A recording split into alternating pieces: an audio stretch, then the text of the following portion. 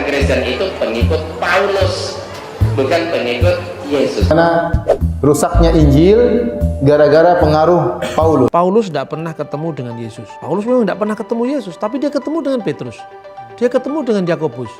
Dia ketemu dengan murid-muridnya Yesus. Saksi mata masih hidup.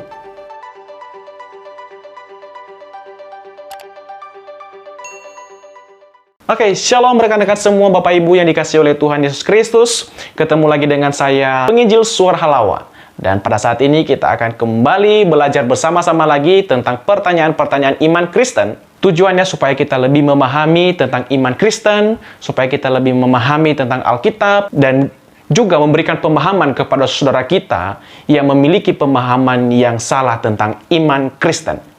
Dan pada kali ini, kita akan belajar bersama-sama tentang satu pertanyaan atau suatu tuduhan yang mengatakan bahwa ajaran Tritunggal atau ajaran Trinitas itu bukan ajaran daripada Tuhan Yesus.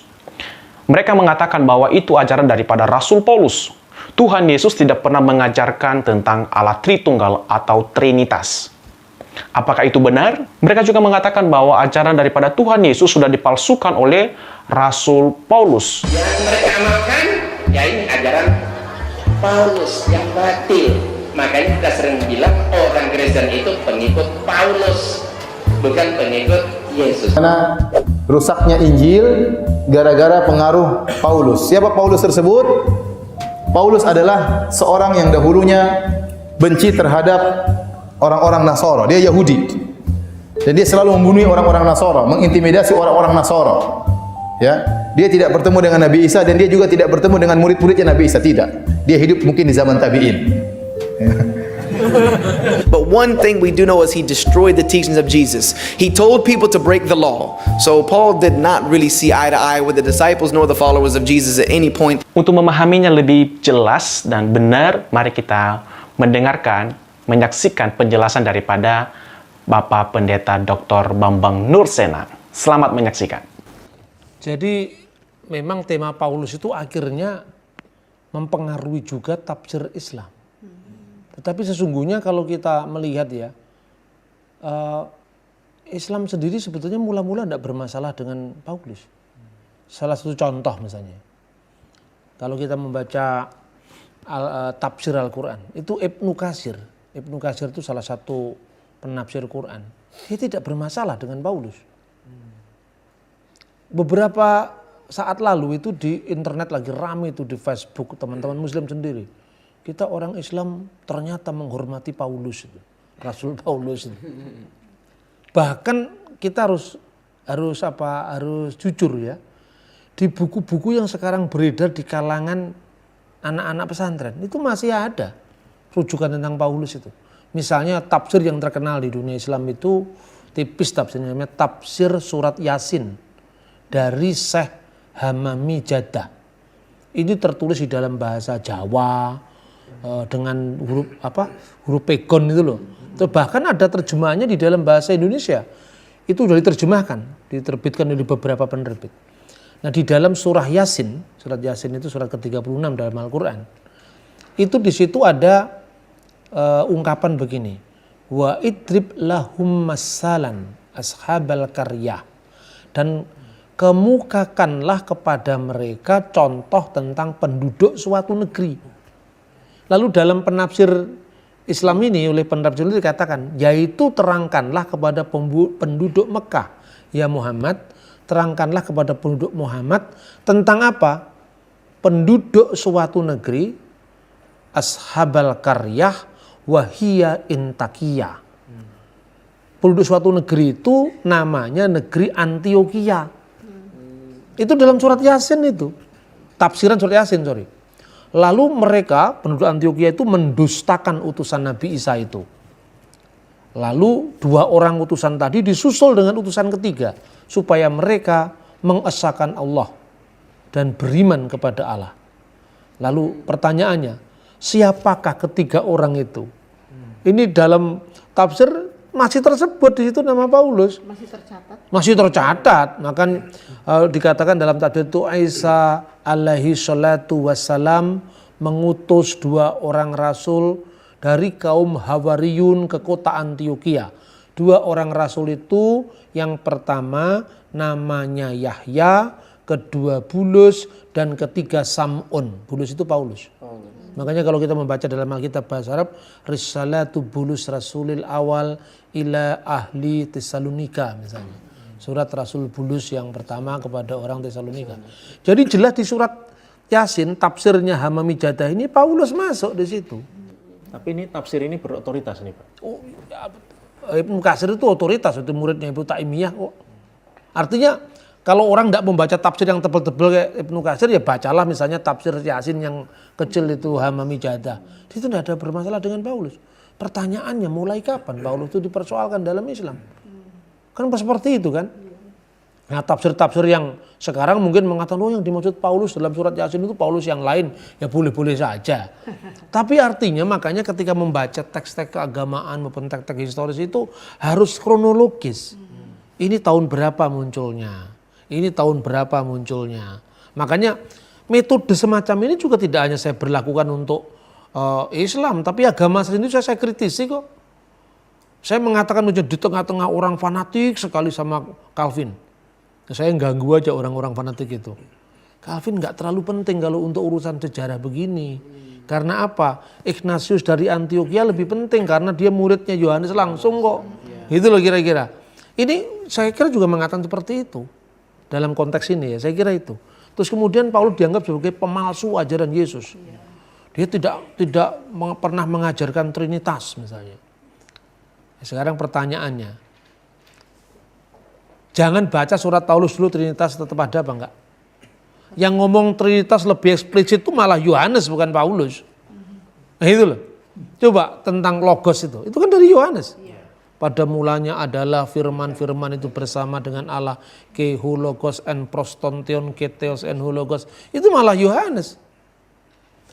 Ajaran tentang Yesus lahir dari seorang perawan. Itu malah muncul di Matius. Di Injil-Injil sinoptik. Paulus hanya menyebut perempuan. Lahir dari seorang perempuan. Gunaikos. Yang netral maknanya. Sekalipun Gunaikos itu bermakna juga perawan. Tapi yang ditekankan Paulus seolah-olah ya sudahlah semua sudah pada tahu kok Maria itu perawan. Tapi kalau dalam model berpikir seperti itu, Paulus tidak eksplisit malah mengajarkan Trinitas. Justru Yohanes yang eksplisit. Loh, tapi kata Trinitas tidak ada dalam Alkitab Pak. Ya sama juga ajaran ilmu kalam juga tidak ada dalam Al-Quran. Itu kan hanya judulnya saja yang tidak ada. Isinya kan ada gitu loh. Saya kira itu ya. Jadi ada lagi yang mengatakan Paulus kan nggak pernah ketemu dengan Yesus. Dan Nabi Muhammad juga nggak pernah ketemu dengan Tuhan Yesus. Kok Anda percaya? Loh ini bukan soal kita menistakan, enggak loh. Ukuran yang kamu sampaikan kepada orang lain, terapkan untuk dirimu sendiri. Kan gitu kan? Banyak orang yang standar ganda. Artinya kalau Alkitab dikritisi, kenapa kitabnya orang enggak boleh dikritisi? Kan gitu kan mestinya kita namanya fair. Kalau di parameternya adalah Paulus tidak pernah ketemu dengan Yesus. Paulus memang tidak pernah ketemu Yesus, tapi dia ketemu dengan Petrus. Dia ketemu dengan Yakobus. Dia ketemu dengan murid-muridnya Yesus. Saksi mata masih hidup. Sekarang ini minta maaf saya ngomong begini. Nabi Muhammad kan juga tidak pernah bertemu dengan Yesus. Bahkan jaraknya lebih daripada 500 tahun. Ya artinya apa? Secara historis ini malah tidak memenuhi syarat kan. Tapi kalau bahwa saudara muslim mengatakan ini wahyu, ya kita menghormati. Tapi kalau orang lain mengatakan ini ilham Roh Kudus, ya jangan kamu serang. Ini kan soal kaidah-kaidah di dalam berdialog itu harus jujur gitu loh. Saya pikir itu yang saya sampaikan. Ya. Oke, rekan-rekan semuanya, Bapak Ibu Saudara dikasihi Tuhan, saya percaya penjelasan daripada Bapak Dr. Bambang Nursena sudah sangat jelas sekali ya. Tuduhan bahwa Rasul Paulus sudah memalsukan ajaran daripada Tuhan Yesus itu adalah tuduhan yang salah. Itu adalah suatu fitnah dan tidak benar. Dan juga yang mengatakan bahwa doktrin tentang Allah Tritunggal adalah ajaran daripada Rasul Paulus. Tuhan Yesus atau di dalam surat Injil tidak pernah ada ajaran tentang Tritunggal. Tadi sudah dijelaskan oleh Bapak Dr. Bambang Nursena bahwa oleh Rasul Yohanes saja di dalam kitab Injil, di dalam Yohanes pasal yang pertama, ayat pertama di sana dan seterusnya kita melihat penjelasan tentang Allah Tritunggal. Dan bahkan ketika Tuhan Yesus dibaptis, di situ ada suara dari sorga, yaitu suara Allah Bapa yang mengatakan, inilah anakku yang kukasihi, kepadanya lah aku berkenan. Dan turunlah Roh Kudus dalam bentuk burung merpati, dan itu adalah lambang dari kehadiran Allah Roh Kudus. Dan kita melihat 3 pribadi yang terlihat dan sangat jelas di sana, dan sungguh-sungguh membuktikan suatu ajaran tentang Allah Tritunggal. Juga yang mengatakan bahwa Rasul Paulus tidak pernah bertemu dengan murid-murid daripada Tuhan Yesus sendiri, itu adalah suatu kebohongan, itu juga suatu fitnah. Nah, saudara-saudara, beberapa tahun yang lalu ada beredar sebuah tafsiran Al-Quran, dan di dalam tafsiran itu tertulis nama Rasul Paulus. Dan setelah diketahui, akhirnya tafsiran itu dicabut dari peredaran dan direvisi kembali. Nah, kita sebagai orang Kristen tidak mempermasalahkan akan hal itu. Namun yang menjadi masalahnya adalah ketika dalam tafsiran itu tertulis nama Rasul Paulus, ada begitu banyak komentar, dan salah satu komentar yang menuduh agama Kristen, mereka mengatakan bahwa tulisan nama Rasul Paulus sebuah titipan misi Kristen bagi orang Muslim. Nah, ini menjadi masalah, dan mari kita menyimak penjelasan daripada Bapak Dr. Bambang Nursena tentang poin ini. Selamat menyaksikan. Apa hubungannya Kristen dengan tafsir Al-Quran? Apa ya mungkin lah orang Kristen titip ya masukkan nama Paulus, tak bayar berapa, kok primitif sekali pola pikirnya. Justru ini yang aneh bagi saya. Karena apa? Saya punya buku itu, sebelum di Bredel udah punya buku itu. Karena setiap buku baru kan selalu saya beli. Buku itu mengutip dari tafsir-tafsir klasik. Nah, tadi kan kita sudah membaca surat Yasin kan? Dalam tafsiran surat Yasin itu dia mengutip tafsiran Ibnu Katsir. Jadi bolehlah itu dihapus, kemudian dalam edisi berikutnya kan mau ditarik dari peredaran kan? Edisi berikutnya kemudian diganti.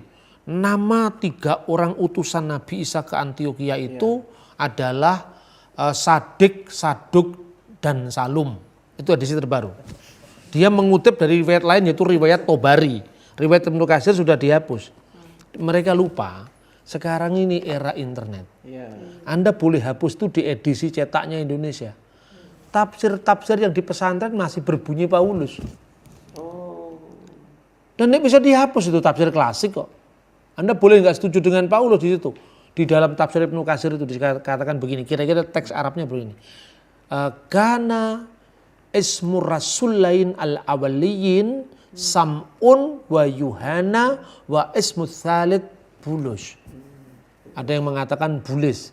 Jadi 2 rasul yang pertama itu, yang utusan pertama itu namanya Simon dan Yohanes. Sam'un wa Yuhana wa ismu tsalits, dan nama yang ketiga namanya Rasul Bulus. Ini rasul yang diutus Nabi Isa tadi.